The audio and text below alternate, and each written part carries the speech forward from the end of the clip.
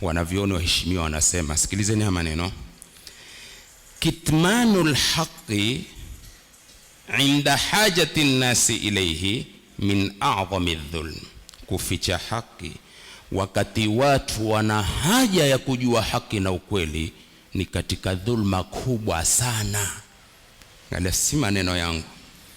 Kuificha haki wakati watu wana haja ya kujua haki ni katika dhulma kubwa sana.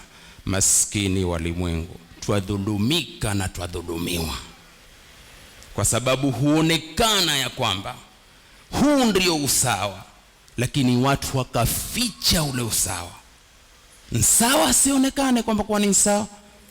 Wewe chukua maneno ya wanavyoni: kitmanul haqqi, kuficha haki, inda hajati nnasi ilayhi, wakati watu wana dharura ya kujua haki, min a'zami dhulmi, ni katika dhuluma kubwa sana.